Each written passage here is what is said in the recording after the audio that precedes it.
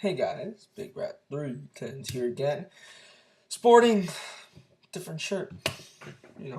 Most of you don't notice. I usually wear like 6 shirts.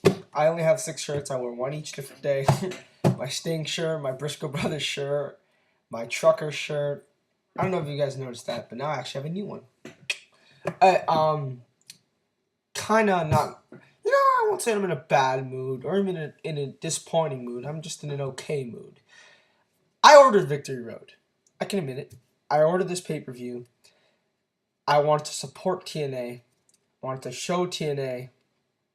Please, TNA, deliver. I'm trusting you. I've been pimping this show for weeks and weeks, saying how I thought this was going to be the best TNA pay-per-view of the year. I thought there's no way, even with booking decisions there's no way that 2 matches could not deliver. One, unfortunately, did not deliver. One did. And I thought, with all other things considered, I'm pretty sure it's very hard for TNA to fuck up the rest of this card. Of course they did. I'm also going to review Uprising. I'm going to review Uprising first, because you guys want the TNA talk. No.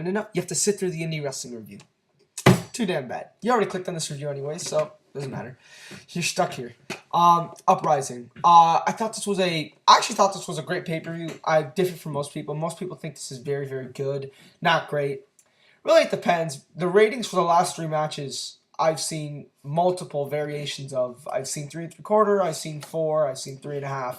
So really, it really just depends what your mood is this particular day when you decide to rate the show. We start off with Akira Tozawa versus Masaaki Mochizuki.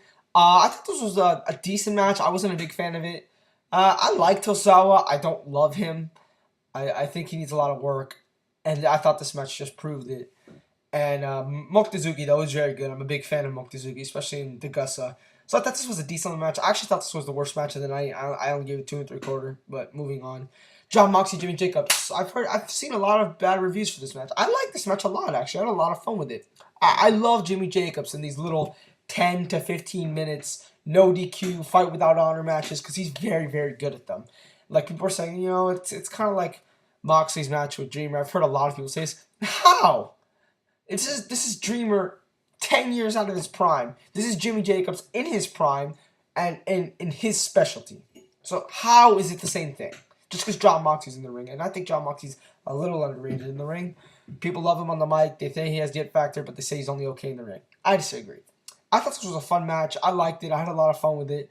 I know most people didn't. I'm kind of in the minority here. I think I'm the only person here besides LV and maybe I think Dave Meltzer, who actually really liked this match, but I did, and I thought it was better than the opener, actually. I gave it 3 1/4. Mike Quackenbush and Jigsaw versus Naruki Doi and Pac. Really, really, really loved this match. 4 stars. Great, great match. Ever since the Young Bucks left, Mike Quackenbush and Jigsaw are assuming the role of the match of the night guys. As now they're going to be the guys that are going to put on the best matches each night. And they're doing very well in their jobs, might I add. For those who do not know the state factions, Johnny Gargano the whole night was prepping which faction he would join, even though he never did on the pay-per-view. Warriors is with Cima, Gamma, Dragon Kid, and I believe Mochizuki, he's in the faction in Chikara with Cima and Dragon Kid, so I'm assuming he's in there. That's Warriors. They don't have a spokesperson yet. World 1 has BB Hulk, Masato, Yoshino, and Naruki Doi. Masato, Yoshino, and Naruki Doi. They're always a team. They're called Speed Muscle. You should know. Their English spokesperson is Pac. And, of course, Kamikaze USA, the big one. Shingo, Yamato, Grand Akuma, Tozawa, and John Moxley, who's the leader and the #1 heel in Dragon Gate right now, I believe. And, And Jimmy Jacobs wants to stand alone. He does not want a faction. So it works like that. This was a great, great, great match. I personally thought it was a match tonight. I do recommend everyone seeing this match. Shingo and Yamato of Kamikaze USA versus Cima and Dragon Kid of Warriors. I like this match a lot. I thought it was really, really good. There was like 2 botches that I noticed. And really, I don't know what it was about this match. Maybe it was the ending. But I really did not think this was quite great. I think this match was a little overrated. Everyone was prepping this match, how this was an amazing match. The reviews, I'm saying, not the people on YouTube. The reviews on other websites. And I was just kind of like, huh? I honestly didn't love it as much. And because this match wasn't amazing, it immediately hit to me, okay, this pay-per-view is not amazing as I thought this would be. I thought this would be the 3rd best Dragon Gate pay-per-view they've ever run. But I guess not. So I gave this 3 3/4. And the main event, BB Hulk versus Masato Yoshino. I really, really liked this match more than most people. I gave it 3 3/4 as well. I had a lot of fun with it. I really enjoyed it. It was short but sweet. And the only thing that kind of bothered me was the ending. BB Hulk hits his finisher. I forget what it's called. It's like a power slam. A power slam turned into a sidewalk slam. I don't know. I don't know how to say it. He does it in the ring. Then he goes off the top rope and does it. And Yoshino kicks out. Then he kicks Yoshino in the face. And then he does it again in the ring. Like, you really couldn't have made the top rope spot be the last spot, you know, peaking at the right moment, showing, okay, this doesn't work, let me take it to more extremes.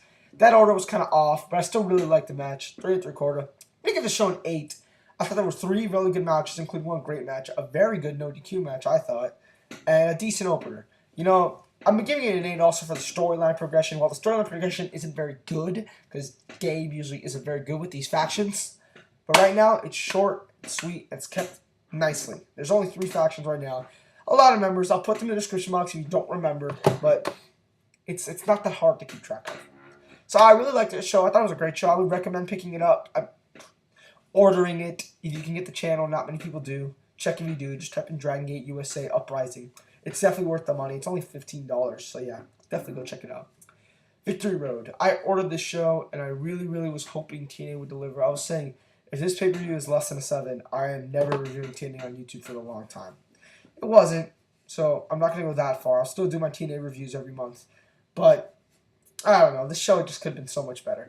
I'm not going to do my funny titles because there's really not a lot I can say negatively about most of the card except for the first 3 matches and maybe the cage match, so I'll just leave it at that.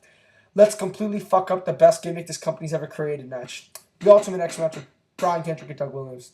TNA, I've said this before, TNA should never do singles Ultimate X matches. I don't think it works. They've never done it before, and I think it's the type of match built for multiple people. And I was really afraid going into this. Besides the submission stipulation, this Ultimate X thing isn't going to work. They never even touched the X. They took the X one time in the finish. As a submission match, it was okay, but as an Ultimate X match, it sucked. So I'm going to give it like 2.5. I thought it was okay. But I really didn't like it that much. So thank you, TNA. Let's have everyone participate in this triple threat match except one of the competitors who's in the match. This match was Brother Ray versus Jesse Neal versus Team 3D versus Barricade. Because Brother Ray versus Jesse Neal versus Brother Devon versus Big Stick. Because Brother Devon could not break out of this door. He did not get into the match until the last minute. And throughout the match, Shannon Moore interfered. The ECW guys came into the crowd. It was just really weird, really random. Everything was going on so fast. I really hated this match. I gave it negative ½ star. Women's match. Referee has a match with bikers where the referee has X-ray glasses because that's the only way. This match ended with a biker coming in and the referee giving Angelina Love the title because he assumed that the biker was Velvet Sky or Lacey, because if either of them interfered, Madison lost the title. He just assumed. You can't take off the helmet. You can't say, hey, you, come here. Take off. No, he just assumed. That's her. Too bad. And Madison says, she complains, but then she says, he's right. And then he just jumped on the bike and left. Fuck! Negative ½ star. That's literally the dumbest finish I've seen in years from any company, excluding WCW. Then we got to the rest of the show. The tag match. I'm running low on time here. AJ and Kaz versus Terry and Joe. I liked this match. I thought it was fun. I'm not going to complain. 3 stars. I enjoyed it. The cage match, where people like to dive, where people like to go over the cage when there's a door right in front of them. That's what I read on the Observer. On someone did a feedback where they said, why would Morgan climb over the top of the cage when he handcuffed Hernandez if he could just exit the door right there? Logically, does not make sense. I give it 2.5. One of the worst cage matches I've seen in years, but I thought it was okay. I did not hate this match like most people did. I kind of liked it. That ending was kind of weird, I will admit, where Hernandez breaks out of the handcuffs and jumps through the cage. Whatever. Ric Flair, Jay Lethal, a lot of fun. Really liked it. Great how Jay Lethal was put over. Really, this match was really funny. I laughed a lot during the match. I really liked the Ric Flair impersonations. 3 stars. Kurt Angle Pope, I thought it was very good. This match really disappointed me though. I thought for sure this would be a great match. And I thought this and the tag match would save the pay-per-view. It didn't. It was close, but it didn't. Well, it saved it, but it didn't save. This pay-per-view was horrible the first 3 matches. but it didn't make it great. And I don't know why. This match was just cut on time. If they had cut the 2 shit matches, this match would have been really, really great. 3.5.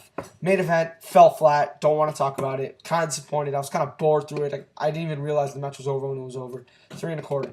The tag match. Beer Money versus Motor City Machine Guns. This match made me happy. This made this pay-per-view good. Just this match alone. This match was great. Great. These guys are the 2 best teams in TNA by far, and they have the best chemistry. And I was waiting for this match to happen for a long time. I haven't seen their turning point match yet. It was really, really good. Really, really fast-paced. They had a lot of nice offensive spots. Motor City Machine Guns did great tag team maneuvers.